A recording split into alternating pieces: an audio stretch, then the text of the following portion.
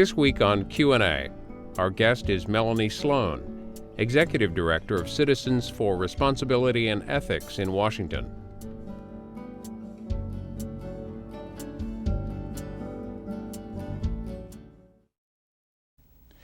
Melanie Sloan, can you remember the first time you got interested in corruption?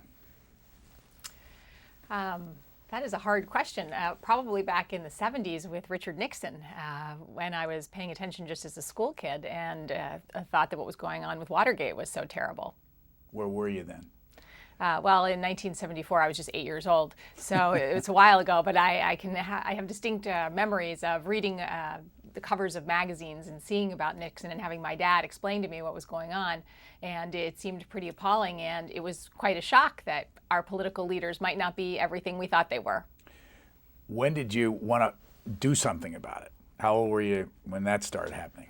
Well, I was always interested in politics, even as a young kid. Throughout school, I was involved in politics in school and was always very focused on it. Then I eventually went to work for Congress after I graduated from law school, and I thought this would be a great way to get involved in issues that are important to people. I've always been very public service oriented, I think in large part because I went to a Quaker school where that was really imbued in you, a sense of public service.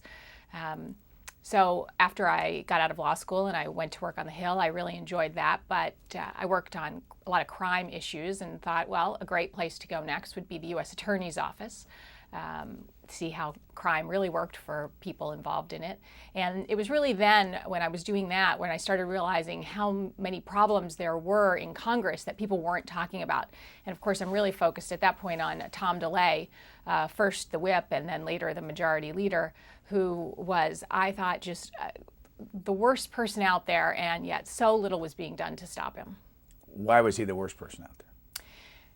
It seemed that it was so blatant that he had this pay-to-play Congress going on, where it was very clear that if you wanted legislation, you had to pay for it. I mean, he kept a book on his desk of how much money people had given to Republicans and how much they'd given to Democrats. It wasn't enough that you'd given to Republicans. You couldn't be giving too much to Democrats. And that he wouldn't even talk to people who hadn't ponied up enough money. And that seemed to me the very antithesis of what our system is supposed to be about. Let me go back and ask you to fill the blanks in. Where were you born? I was actually born in Washington, D.C., which is a rarity, I know. My dad worked for the Justice Department at the time, but then I grew up in Wilmington, Delaware. And what was the Quaker school? Wilmington Friends School. Where did you go to college? I went to the University of Chicago for college and law school. And you became an assistant U.S. attorney. Right. How did that happen? What year was that? I became an assistant U.S. attorney in 1998 after having spent 5 years working on Capitol Hill, first for the Senate Judiciary Committee and then for the House Judiciary Committee. And I went because I had always liked crime, even in law school. The stories were just better. I preferred the crime cases to, say, the tax cases. And I was very interested after having spent all this time on Capitol Hill working on crime bills, particularly the 1994 crime bill, which I have hanging on a wall, or just the front page of it because it's pretty long. And after that, I thought it would be great to go and see what it was like to work with the laws that we had implemented in Congress, see how they really filtered down. Recently, and we talked about on this program, the public integrity section, the prosecutors in the Ted Stevens trial were found in contempt of court. Has that happened very often to prosecutors? That's quite a rarity. That almost never happens to prosecutors. One of the things that's really drilled into you as a prosecutor, especially in the U.S. Attorney's Office where I worked here in the District of Columbia, is that you are supposed to be, your ethics and integrity are the most important things. People would worry that we would be going overboard on a particular criminal defendant, and I would say there would never be an interest that we would have in doing that. First, there are so many criminal defendants behind him. Why would we jeopardize our careers over any particular criminal defendant? But secondly, we were told that when you worked at the Department of Justice, the goal wasn't to put people in jail. The goal was to do justice, to do the right thing. So you want to make sure that you give the evidence that you're supposed to over to the defense. The point is to play fair. This organization, CREW, stands for what? Citizens for Responsibility and Ethics in Washington. Was it your idea? No, it wasn't my idea initially. I was approached by a couple of other people who initially had the concept, and I think it came out of a couple of things. First, watching what had gone on with the in the 1990s, where ethics were such a big deal in the Clinton administration, and another organization that's more on the conservative side of the spectrum, but like CREW, Judicial Watch, had really managed to make ethics a huge issue in the 1990s. And yet once the administration and Congress changed, that really wasn't happening. There was no group making an issue of it once the Bush administration was in office, and yet there were so many opportunities to take them on. So there were a couple of other people, some of our board members, initial board members, and Norm Eisen, who's now the White House Counsel for Ethics, approached me and asked me if I would be interested in starting this organization. And I thought about it for a little while, and I thought, well, you know, why not me? Why shouldn't I try this? And so I agreed to do it. Where was Tom DeLay at the point you started the organization? Tom DeLay was the majority leader when I started the organization in 2003. So in many ways, he got you this job. He did get me this job, and he was the reason I took the job. Explain some more of that, and what did you do about it once you started the organization? Well, as I said, the reason that he was so high on my radar was because here in Washington, we'd read about Tom DeLay's tactics on a pretty regular basis, and yet it was considered business as usual. He was called the Hammer, and everyone knew about the book on his desk and the K Street Project, and yet it wasn't as if people were shocked by this kind of thing anymore. And yet when I would talk to, say, my parents in Wilmington, Delaware, only 2 hours away, educated people who read the papers and are up on current events, they wouldn't even know what Mr. DeLay was doing. And when they did hear about it, they thought, how can that be? That sounds illegal. And it was that understanding that people outside the Beltway just had no conception of what was going on here. And when they did hear about it and learn about it, they were shocked and wanted it to end. That was really why I thought, wow, it's time for someone else to come in and say, let's see if we can do something about this. So what was your reaction when he left Congress? Oh, I was overjoyed. I danced a little jig. It was the best moment. There is nothing we've done at CREW, to my mind, that is as important as helping get rid of Congressman Tom DeLay and having him out of the halls of Congress. So whatever happened to him legally, there was a case down in Texas. Has that ever been adjudicated? That has not been adjudicated, and there's also still an investigation going on into Mr. DeLay here in Washington, revolving around the Jack Abramoff scandal. How many people went to jail because of the Abramoff scandal? You remember? I think there have been over 20 people indicted as a result of the Abramoff scandal. Some of them have served home detention, so exactly how many people have gone to jail is hard to say. But that case is not over yet. On your website today, as we're recording this in the middle of the week, latest actions for CREW. CREW calls for Representative Murtha to step down from Defense Appropriations Subcommittee. Are you surprised that after you formed an organization that was to go after Tom DeLay, you end up going after the other side here? No, I'm not really surprised, because I think one of the things I've learned is that it's the power that corrupts. I don't think anyone starts off good or bad, but I think you have to have power to abuse it. For a long time, the Democrats didn't have any, so they couldn't abuse it, and now they have plenty, and so they are. Jack Murtha, on the other hand, has been known to walk that ethical line for many, many years. In fact, since the Abscam days. He's been on CREW's list of the most corrupt members since 2006, and I'm happy to see the rest of Washington catching up with us, and we see now a story about Jack Murtha on the paper, front page of the paper, every couple of days. You do have these lists, and I've got one from 2008. Explain the list. You have corrupt members and also top scandals. Right. We have a couple different lists, but starting in 2005, we began putting together a list of the most corrupt members of Congress.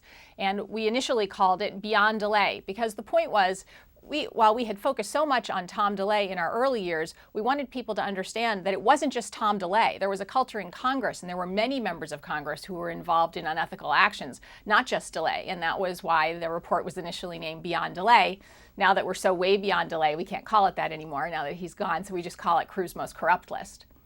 I'm looking at one that says 6 Democrats out of 24. That means the rest of them are Republicans, 18 of them. Why the imbalance? Well, as I said, for many years the Republicans were in power and they had all the power to abuse. I think that you are seeing more and more Democrats on the list as the Democrats are in power longer.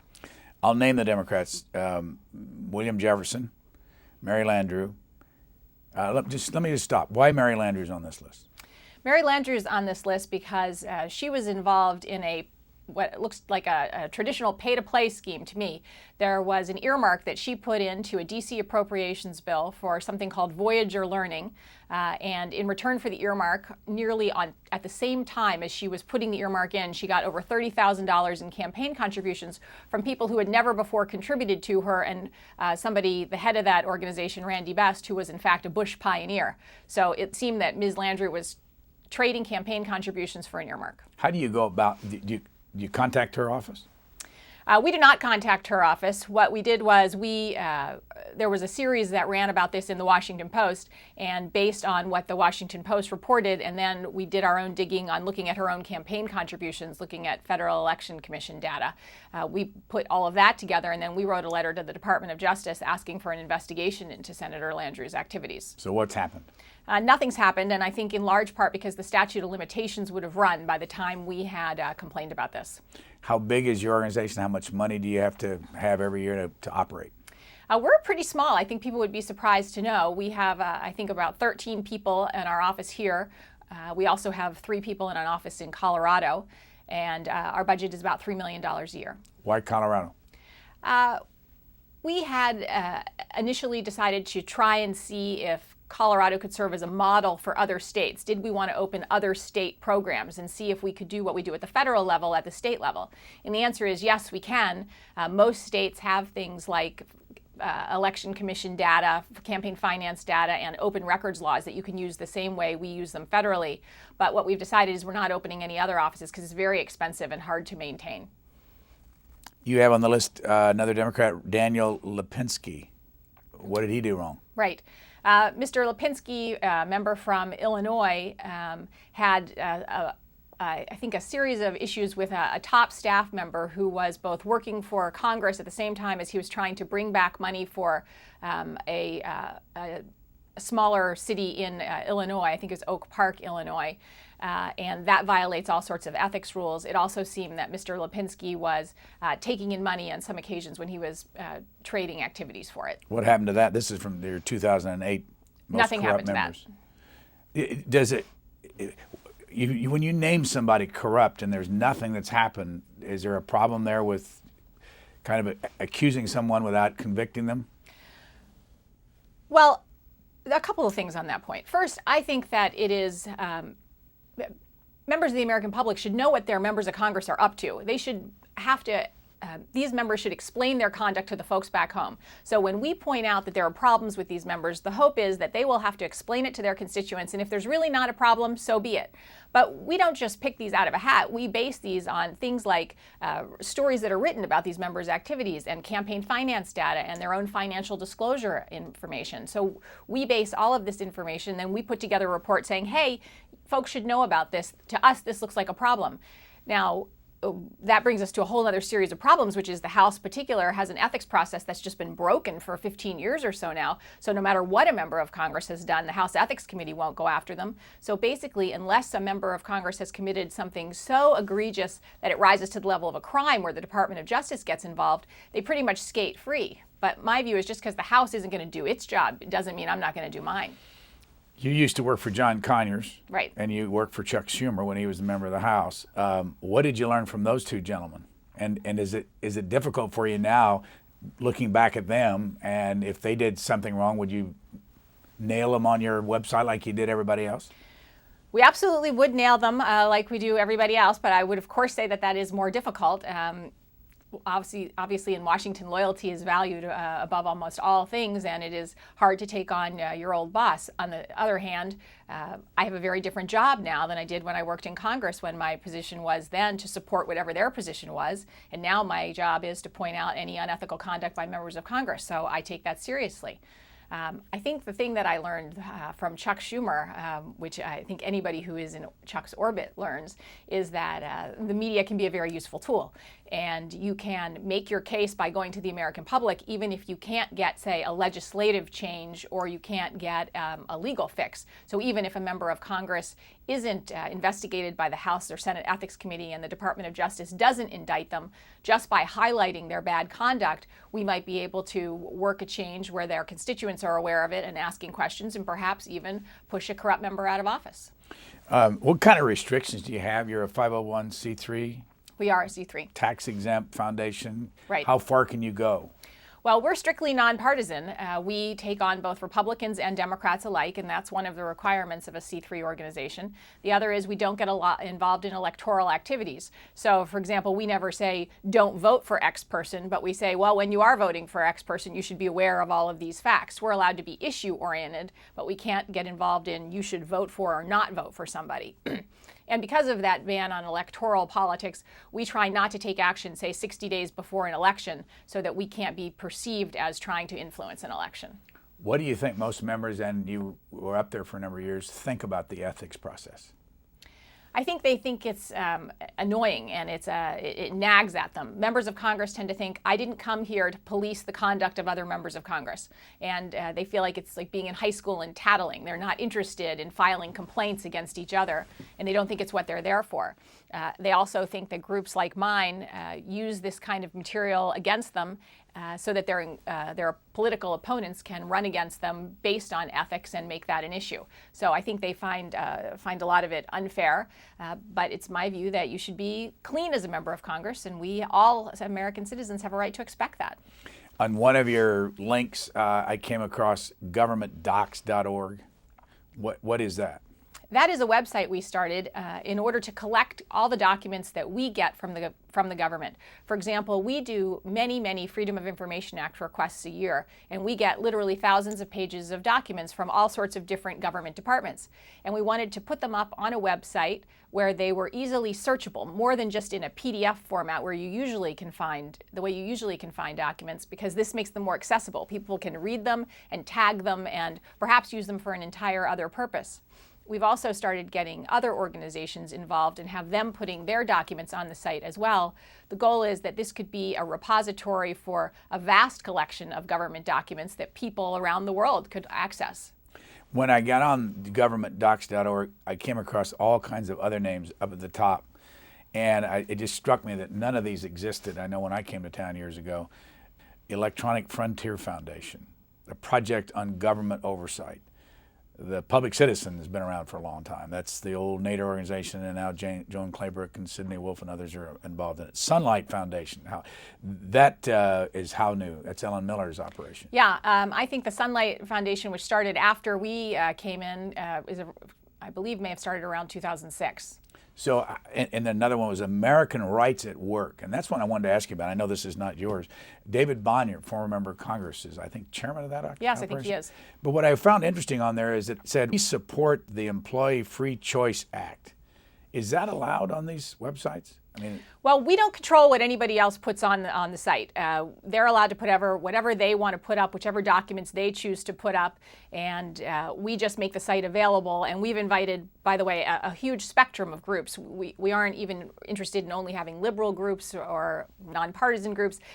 Any group in Washington would be welcome to join us and put their documents up on the site. But I guess I didn't see that on your site, but are you allowed under the restrictions?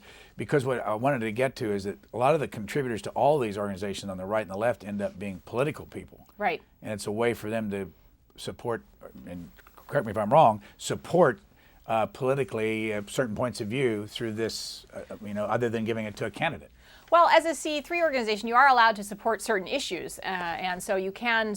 So that's not certainly a problem. As I said, the real ban is on getting involved in partisan politics and electoral politics. But to say that you support a particular issue, like there are many C3 organizations, for example, that support environmental work or support work on behalf of animals, all sorts of things. What pushes your button? What issue the most? What issue the most? I would say. Go ahead.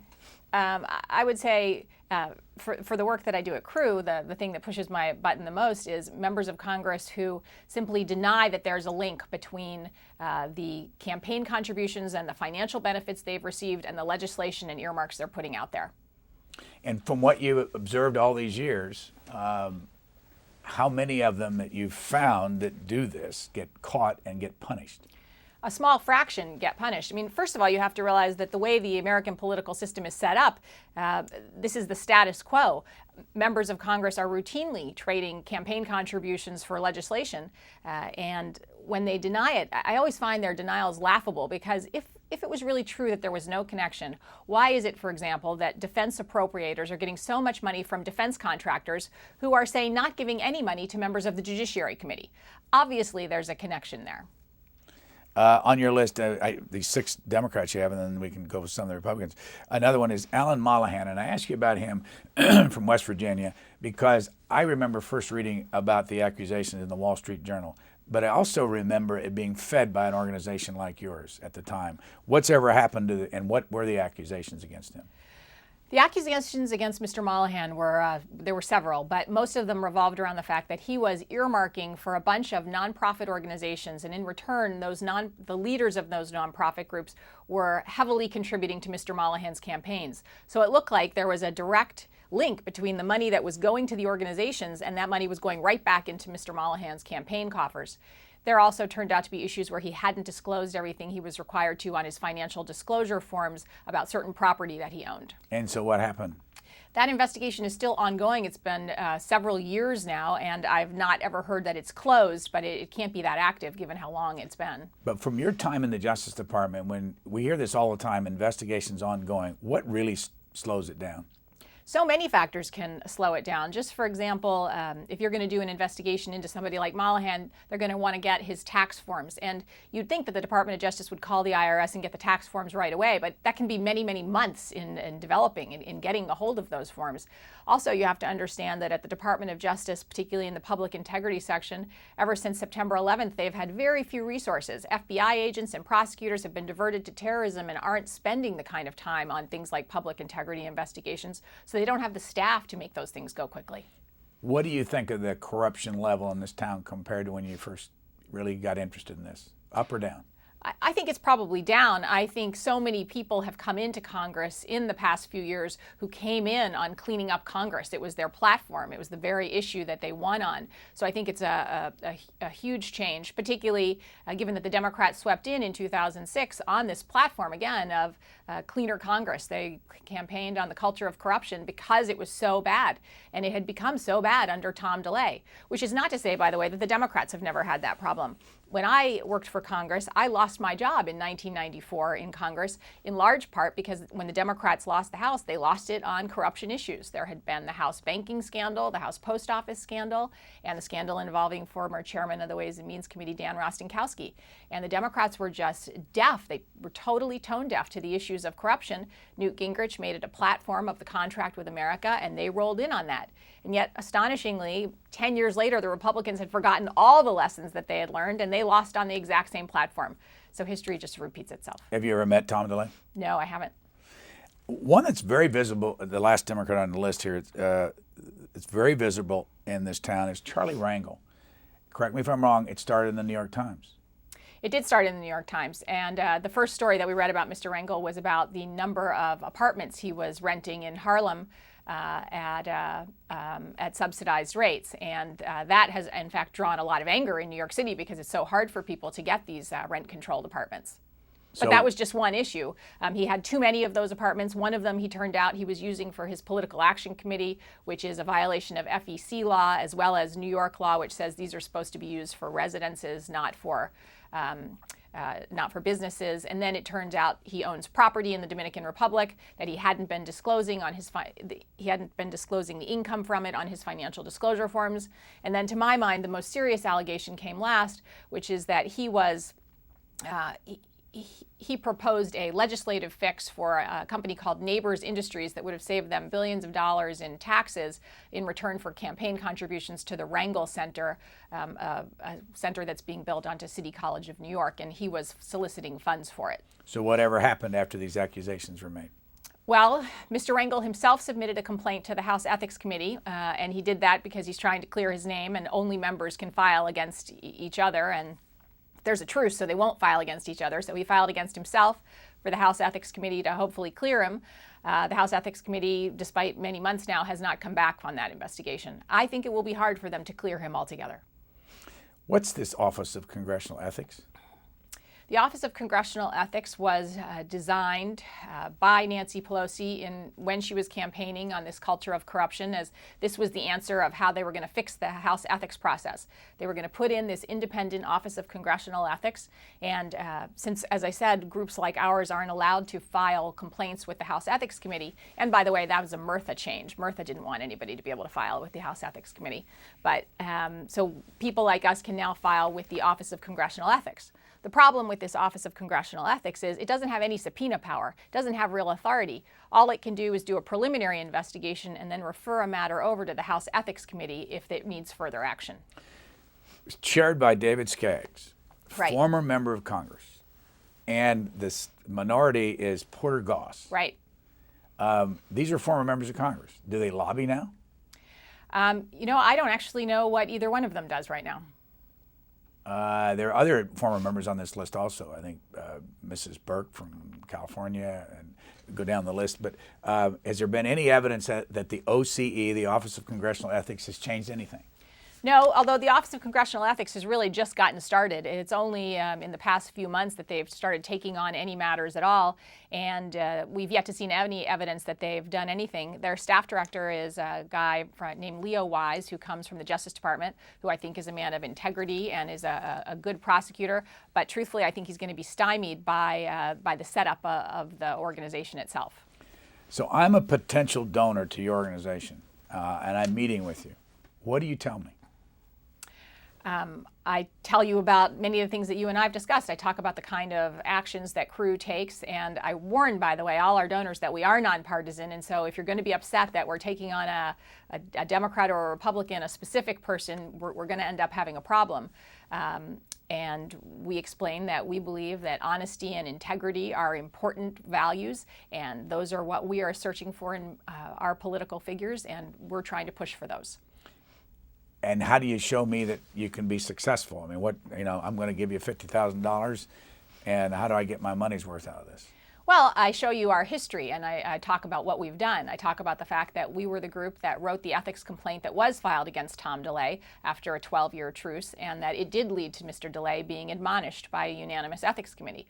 I talk about Mark Foley. Mark Foley was the member of Congress who was sending inappropriate sexual messages to some teenage pages. I say that when Crew got those messages, we were the only ones who did the right thing with them. I sent them over to the FBI as soon as I got them because I knew that they were a problem. It looked to me like Mr. Foley might well be a sexual predator, and I wanted an investigation. But because I didn't know I didn't even know about the authenticity of those emails. I didn't make them public at the time because you ruin somebody's career merely by making such an allegation. So we sent them to the FBI, which chose ultimately not to do anything with them. That came out much later. Republicans tried to say that this was an October surprise, that Crew had released this information when it was not true. We'd sent it to the FBI in the previous July. But I explain how this is what we do. We try to do the right thing. We try to put the information where it belongs, get it to the right people, and then leave it to the American people to judge. Why didn't the FBI do anything with it? I think that that became a complicated issue for the FBI. I think he was a member of Congress, and he was the head of the Exploited Children's Caucus, and they were loath to look into that. I think that it was also a matter of they didn't really have somebody with the right experience in that section of the FBI, again, because so many of their resources have been diverted to terrorism. So I think they, through a series of blunders, failed really to look into it. They ultimately decided it wasn't worth looking at. Go back again to Tom DeLay. You filed it with, go back to the timing on this. When did you file your complaint? That was in 2004, and we didn't file it. Former Representative Chris Bell, a member from Texas who had lost his seat because he'd been redistricted out of it because of Tom DeLay, he agreed to file the complaint for us. By then, we'd been shopping around for a while the idea of filing an ethics complaint, but as I said, there's been this long-standing truce, and no one was willing to file a complaint against Mr. DeLay, even though people regularly agreed that there were big problems there. But then I was introduced to Chris Bell, and he was willing to file it because he was both on his way out and he thought everything Tom DeLay was doing was terrible. So did you write the complaint? I did write the complaint. And did you personally write it? I personally wrote it. And then so you hand it to Chris Bell. I handed it to Chris Bell, who worked with me on it, who read through several drafts and had comments on things he liked, didn't like, and we worked on it together. And then physically what happens then once you give it to him and he gives it to? Physically, he had to bring it and carry it down to the House Ethics Committee himself. then did you make it public? Oh, sure. In fact, Chris Bell made it public. There was a big press conference, and it was a huge deal at the time because no member had filed an ethics complaint against another member in so long because of this long-standing truce. And so that Mr. Bell was willing to do this against the majority leader was obviously a very big press issue. What do you think? If he wasn't on his way out, would he have done it, do you think? I think it would have been hard for him to do it because he was under pressure. He wasn't just afraid of Mr. DeLay. There was a lot of pressure by the Democratic leadership not to do this. You have to remember there was a truce, so the Democrats and Republicans had agreed that no member would file a complaint against a member from the other party. So Bell had to take on his own leadership in order to file this. Was that truce public knowledge? It was public knowledge, but it was denied by leaders of both parties, as it is even to this day. And yet, one of the reasons you know it's true is you constantly see members going to the well and declaring that the House Ethics Committee should look into something without actually filing a complaint to make the Ethics Committee act. So once the Ethics Committee got the complaint in 2004, what happened? And who was in charge of the Ethics Committee then? Joel Heffley, a member from Colorado, Republican from Colorado, was in charge of the Ethics Committee. Alan Mollahan was the ranking member, the leading Democrat on the committee. This is the only committee, by the way, that's evenly split between Democrats and Republicans. And it took many, many months for the Ethics Committee to act, but eventually they did admonish Tom DeLay. And in retribution, Mr. DeLay cleaned out the Ethics Committee, got rid of Joel Heffley, and he was furious with all the Republican members for admonishing him. And really, he helped walk the Republicans over a cliff on ethics. What's happened since Tom DeLay has left the House? Has the kind of, pay to play gone away? No, pay to play has not gone away, as we see with the Murtha stories, for example, on a daily basis. Mr. Murtha is probably the biggest violator, the king of pork. He trades campaign contributions for earmarks to the tunes of hundreds of millions of dollars. I have to give Jeff Flake, a Republican from Arizona, a lot of credit for calling attention to this practice, but obviously Mr. Murtha is not the only one engaged in it.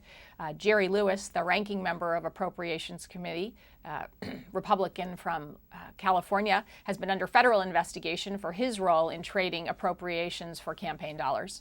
Well, that's been going on for a long time. Again, from your experience being inside the Justice Department, why does it take so long? Again, I think these investigations are longer and more complicated than people recognize. There are a lot of people you have to track down and a lot of financial material you have to go through in order to trace these things. But by the same token, I also think it's a resource problem. There are simply not enough agents and prosecutors put on these kinds of cases. One of the things I read on your website was back in January of this year, and it says, on January 9th, Crew's Executive Director Melanie Sloan gave an off-the-record discussion guiding congressional staffers through the maze of congressional rules to help avoid the greatest ethical and legal pitfalls. My first question is, why is that off the record? Well, what we wanted to do was go in and talk to members of Congress before they got into trouble. We didn't just want to be the people who say, gotcha. We wanted to say, here are the kind of things that can get you into trouble. Even if the House Ethics Committee isn't going to take it on, this is the kind of thing that a group like Crew or the Washington Post is going to take notice of, and these are the problems you could run into. So let us explain some of these things to you. And we made it off the record so that people could ask honest questions. They could come in and say, well, what if I did this, and would this be a problem? And we wanted to have an open dialogue. How many people showed up? 8. Members? No, staff. How many did you invite? Oh, we invited every member of the House and Senate, and we sent out not just the initial invitation, we sent out a blast fax 2 days beforehand, and there was a front page roll call story. We did everything we could to get notice of this and to invite people. And we held it in the basement of the Capitol so it would be convenient for both the House and Senate. So what was your personal reaction when you saw 8 people sitting in front of you? Well, it was a little disappointing. I was very happy to talk to those people and tell them what I knew. I wish more people were interested, but it also makes me that much less sympathetic when some of these folks get into trouble and they're angry with a group like Crew for coming after them. I feel like we've given you the opportunity. We're trying to show you how you can avoid getting into trouble. If you don't want to listen, there's nothing I can do about that.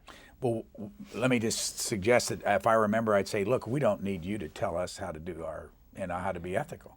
Well, that seems not to be true.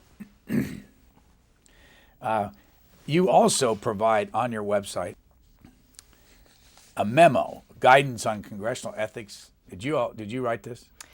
No, a lawyer named Brett Capel, who was at the law firm of Worry Sater, wrote it for us, and I edited it, so we wrote it together. The only reason I'm asking whether you wrote it or not, because I read it, excuse me, and I just thought it was interesting to read it out loud what you've said that the rules are. And when were these new rules established?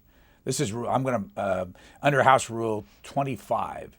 When would something like that have been written? Oh, I don't know the exact year, but those rules, the general House rules have been around for a very long time. They've just been, particularly I think since the 60s in the latest incarnation, but then they've been amended and updated slightly since then. This is what it says. The private sponsor must certify, and this is talking about traveling. 1, the trip will not be financed in whole or in part by a registered lobbyist or foreign agent. Oh, these are new rules then. I'm sorry. That's a new rule that came in as a result of the Abramoff scandal. That this was when the Democrats came in 2006, this rule changed. 2, the sponsor of the trip does not retain or employ a registered lobbyist or a foreign agent. My first thought when I'm reading this is, so if you're not a registered lobbyist or a foreign agent, you can fund the trip. That's right, you can fund the trip, but there are further restrictions on privately funded travel, and you can only go for a certain number of days, and the sponsor of the trip has to be paying for you to go. You can't try to funnel money through somebody else for a trip. But what's really the difference between a registered lobbyist versus, say, somebody from a corporation? Well, a corporation that has a registered lobbyist might come into restrictions on trips as well. Sponsor. Who can pay for a travel? The sponsor is an institution of higher learning as defined by Section 101 of the Higher Education Act of 1965. That's the one that really I find interesting, is that these schools of higher education in this country get billions of dollars from the federal government, but they can sponsor trips. Right. Well, this was initially even called the APAC exception. There was this exception that 501c3 organizations and universities could, in fact, still sponsor trips. Why? That was the compromise that was reached in the House. They didn't want to ban all private travel, and they thought that these were the kind of trips that were more easily explained and didn't have the same kind of appearance of corruption. What do you think of that? I was never opposed to all travel or all privately funded travel. I think members of Congress would do well to get outside of Washington and learn about things that they're legislating over. I always use this example. If you're going to start regulating meatpacking plants, I'd like you to have actually seen a meatpacking plant. I think that it really helps to learn more. What I think you start seeing problems in is when every trip that a member takes is to Boca Raton and to Paris and to those kind of places that are clearly luxury resorts, and the trip is really it's just an excuse for a boondoggle. Well, the next one is the trip is for attendance at a one-day event and a registered lobbyist involvement in the planning, organizing, requesting, or arranging the trip was de minimis. Right. What's the difference between a one-day event and a two-day event? Well, I think the concept then is that a member of Congress could indeed go somewhere and give a speech, for example. Again, I won't be the person defending these rules. These were not rules that we necessarily thought were the best choices, but these were rules that were put in place because of the Jack Abramoff scandal, because of things like the golf trips to Scotland. So, the scandals, how do you do that? The 10 or 20, what is it, 20 top scandals every year? Yeah. No, 10 ethics scandals. Right. Well, we look over the year and see what was a big scandal. I mean, the Jack Abramoff scandal was such an obvious scandal, but sometimes there are many other scandals, like the Foley scandal didn't involve Jack Abramoff in that year. There was the Cunningham scandal. There tend to be several scandals a year. Last year, for example, Charlie Rangel became quite a scandal at the end of the year. On this list, no guarantee that Bush administration records will be properly archived. We know that story, but what are you doing for the Obama administration, and is there any evidence that they're going to change it? Right. Well, this was one of the stories that Crew was, I think, most proud of. We were the ones who got a tip that there was missing email, and we first issued a report that there were millions of missing White House email, and then we filed a suit to discover what became of those email, why they were missing. And that litigation is still ongoing, although we're trying to settle it, working with the Obama administration. And by the same token, we're also talking to the Obama White House to find out what they're doing to properly archive material now to make sure that this doesn't repeat. And they are going to be explaining to us exactly what they're doing to make sure that there have been changes in the archiving system. You start out in some of the references earlier being excited about the transparency of the Obama administration. Have they lived up to their promise? Well, I think they're working on it. I think that they are clearly more interested in transparency than the last administration, which really prided itself on secrecy. And I think that the Obama administration came out with some terrific stuff in the first couple of days with their ethics executive order and the changes on how the Department of Justice would treat Freedom of Information Act lawsuits. So I think that has all been very positive.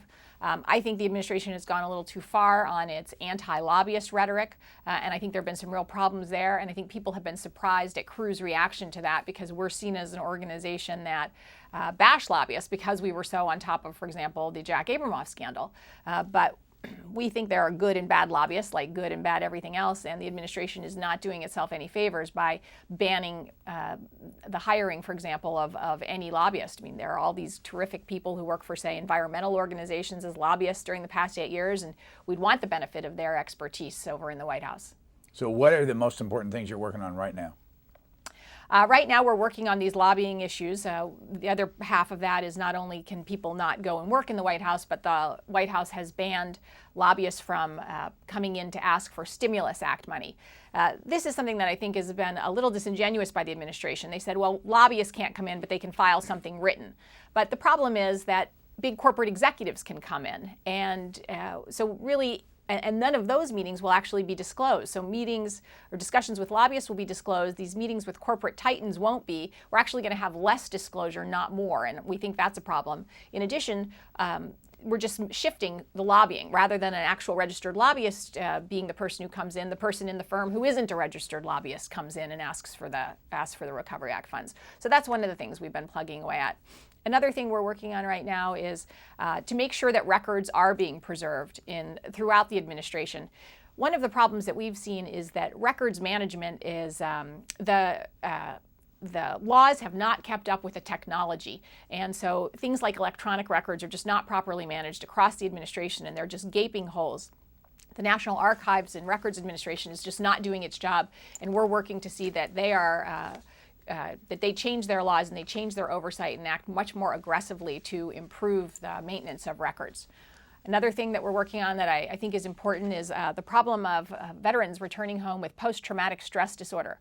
We've seen a couple of instances now where first the VA and now the Army are refusing to diagnose veterans with PTSD because it's too expensive, and they want to diagnose cost adjustment disorder instead.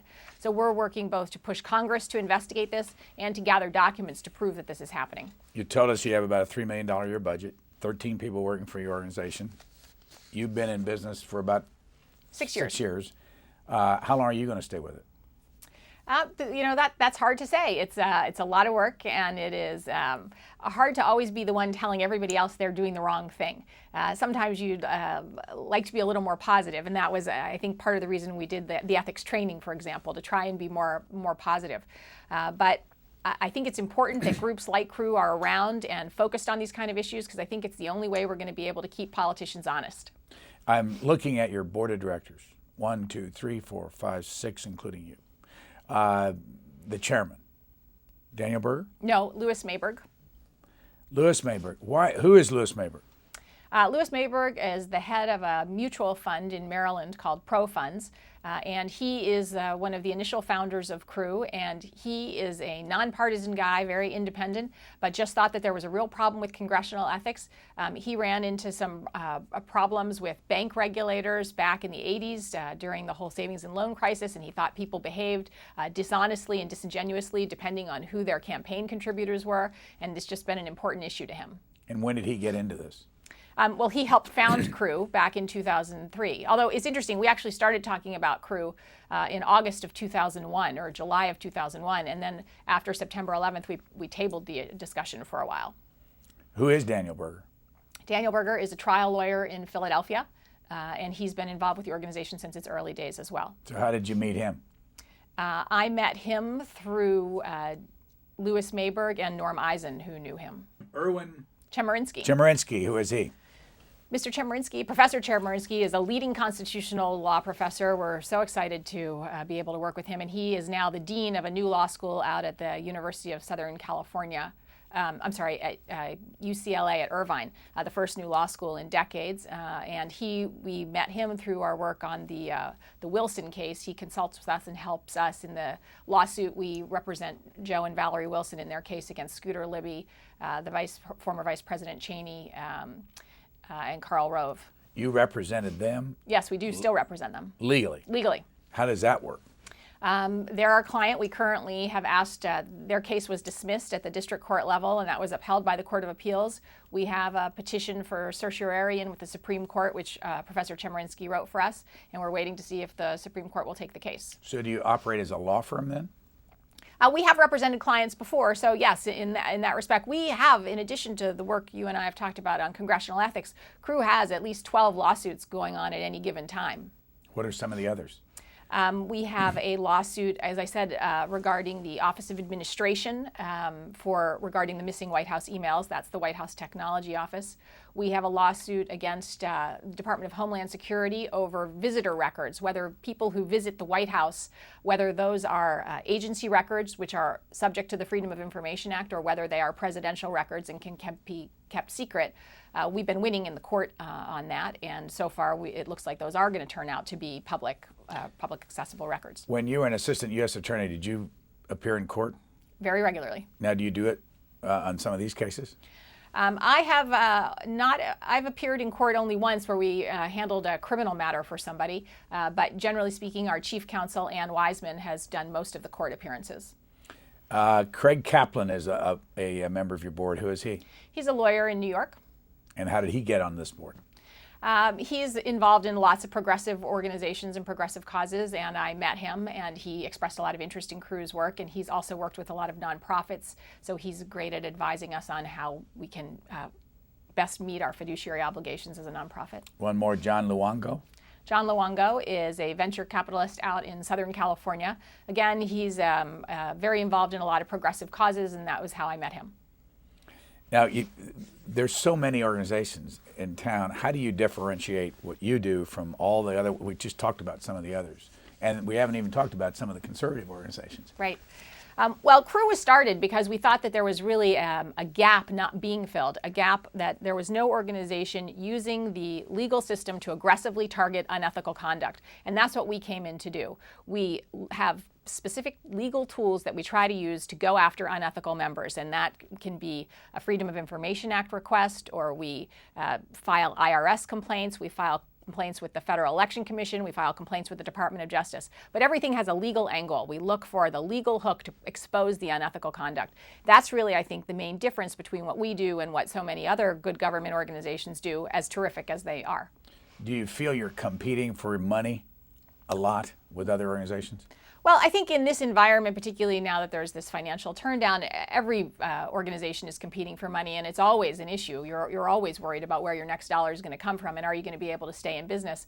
But I think that our donors like our more aggressive approach, that we are so out there on a day-to-day basis fighting for these things. Not just, we engage in educational campaigns, but we don't just try to educate. We really try and see if we can find a legal hook to push our issues hard. Who are some of the biggest donors you have, and is there a restriction on how much money they can give you? We don't have any restriction, but I would say our biggest donors are, for example, the Open Society Institute is a very big donor. And whose organization is that? Well, it's a foundation, but it's well known to be George Soros is the one who funds it. The Wallace Global Fund gives us money. The ARCA Foundation gives us money. Those are some of the big foundations where Carnegie Corporation gives us money. You do see a thread through the different sides in this, where a big donor like George Soros will give to an awful lot of progressive organizations. Does he ever ask for anything directly? No, and I have met him, and he's never asked for anything at all. And I meet with the program officer from the Open Society Institute, and they're very happy with what we do, and they're very keen on transparency. We're part of their democracy program. How often does somebody call you at your desk and say, "I want you to go after somebody"? Do you mean a donor or just a regular person, or? Probably a donor, somebody that is invested in what you're doing, and they say that guy you ought to go after him. I would say it's pretty rare. Somebody may call me and say, "Are you aware of X?" And we may look into it, and then we'll make a judgment on whether or not we'll go after X or Y person. But we have, I can say absolutely assuredly, we've never taken on any particular member of Congress or other political figure because somebody asked us to. It was always our judgment that it was the best. How political a person do you consider yourself now, and do you look toward the opportunity of getting back in government someday? I consider myself much less political now than I used to be. I was once obviously a Democrat. I worked for 3 different Democrats on the Hill. Both I worked for Senator Biden before I worked for Chuck Schumer when he was on the Hill, and then John Conyers. And I would say doing this kind of work has made me much more of an independent. I've realized that neither party has a lock on ethics. You can see party problems on both sides. And now really I just like members who are independent and ethical and believe in the values that I do. If you could do anything you could do to bring better ethics into this town, what would you do? I think everything else we do is really tinkering around the edges until there's real meaningful campaign finance reform. The fact of the matter is members of Congress need money, the people who are going to, in order to run for re-election, and the way they're going to get that money is mostly from lobbyists who want something from them. Until we break that link between the campaign contributions and the legislation, everything else is simply tinkering around the edges. When you look at the figures, it turns out in the top 10 or so, you've got maybe 6 of them are unions. And I've never heard you mention the word union. Do they contribute to what you do? And do you ever go after that connection?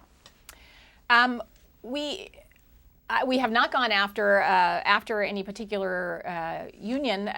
I wouldn't say that there's been an issue where I think that a union has given money in some way that has been that some member has changed their vote simply because of a campaign contribution. In the same way, we haven't gone after huge corporations that also give huge amounts of money. I would say although the corporations themselves can't give money, is obviously their top executives give a lot of money, and most of the time we don't go after that. Why do you think what's creating this ethical problem? The ethical problem is really that members of Congress, as I said, need the money so badly. Literally the day after you're elected, you start dialing for dollars, and the only people who are going to give you the kind of money you need want something from you. And it's just going to be human nature to give more access to those people, not because you're evil and a member of Congress and corrupt. It's because you need something, and the people who help you are people who you're going to help out in return. Is there any other answer besides public financing? To my mind, that's really at the heart of it. I don't know. I'd be open to other people's suggestions on what else might make a difference. But banning private travel is really, again, I think, kind of tinkering to say a member shouldn't go on a trip to New Mexico or something. I don't see how that's ultimately going to fix our problem, in the same way that if members of Congress were making decisions really in the public interest and not based on their own financial interests. Often they're also making distinctions because of parochial financial interests. Like, this is good for my district, even though it's bad for the country. We see that, for example, so much when we talk about things like base closings. Members will fight so hard to keep bases open or have weapons being built in their districts, even though these weapons or these bases might not actually be good for the nation as a whole. What about the fact that with organizations like yours and the public disclosure requirements and the competition that happens in a district, that in effect really there's no better way to do it than just public exposure and let the constituency know what's happening with the money that's being contributed to them? Well, I think that is a start, and I think that's why the Federal Election Commission laws are so important. Campaign finance law is so important, that those records are available. But regular people are not going to spend the time, and let me say, it's very difficult to go through campaign finance data. It's very time-consuming to track down. And the FEC website is not user-friendly. You have to really go to another one like Open Secrets to use the data.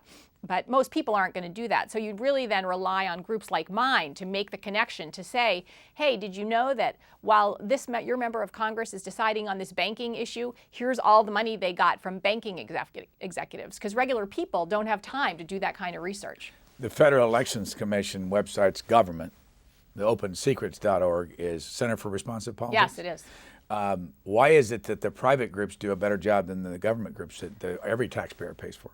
Right. Well, I don't think the government has such a strong interest in making all that data that accessible. In truth, I mean, for example, the senators don't have their campaign finance data automatically uploaded onto electronically, and that's because they don't want you to be able to find it. Remember, it's Congress that makes the laws, and they're not that keen on groups like mine digging through their campaign finance data. What does that say, though, to people that think government's going to do a better job than industry or private groups in this world? Well, I think what it tells you is members have a vested interest in this case in not disclosing this information, and it's the power of incumbency, and they want to protect their power bases, and so they don't want this information out there. That's why it's so important to have these nonprofit groups, good government watchdogs, to say, hey, look at these links, look at these members of Congress who might be making these decisions not because it's a great decision, but because they got paid for it. But the Federal Elections Commission is independent of the Congress. Well, the Federal Election Commission is literally a completely broken down agency. It's well accepted that it just doesn't work. It is an organization that is split evenly, 3 Republicans, 3 Democrats. They always seem to vote as a party. Right now, there are some vacancies. President Obama has pledged that he will repair the Federal Election Commission, but it is just a dangerously broken place. And many members of Congress, particularly Senator Mitch McConnell, the Senate Minority Leader, has no interest in having a working FEC. He hates the FEC. He has made no bones about it. There are a lot of members who don't want to see any kind of campaign finance law enforced, and right now that's working for them because they're not being enforced at all. What kind of grade would you give the Obama administration on disclosure of where the TARP money is being spent?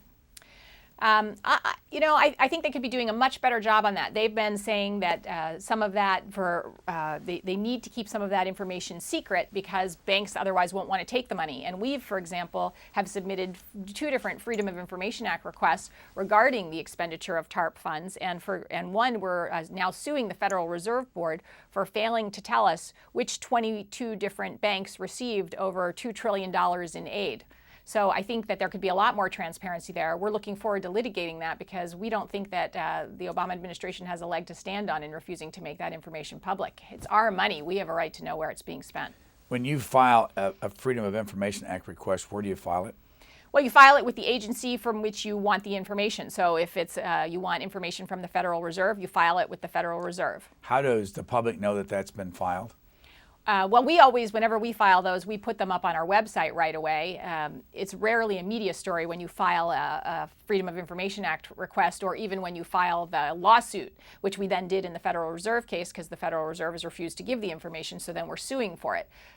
If we ultimately obtain some information from the Federal Reserve, that'll be public, not only on our website and on the Government Docs website where we put all our documents, but the media. What is the average length of time it takes to get a Freedom of Information Act request acted on? Well, it can be very quick or it can be years. I mean, we still have one, for example, that we're in litigation over the Justice Department with, over the department's decision to lower the fees. It was lower the settlement in the tobacco litigation. We sued back in 2005. We're just now starting to get documents in that case. But more recently, we've asked for documents from, say, the Army regarding its treatment of domestic violence offenders, and we're getting those documents. So if somebody wants to go to your website? It's citizensforethics.org. There's no shortcut like Crew? No, you have to go citizensforethics.org. It'll be on the bottom of the screen. Melanie Sloan, thank you very much. My pleasure.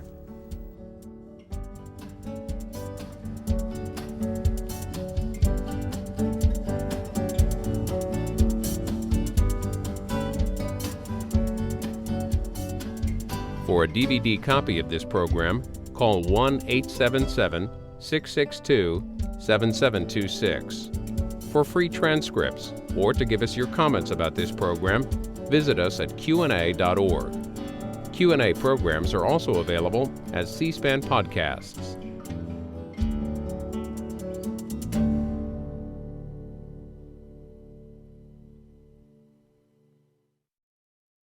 Next week on Q&A, another organization that conducts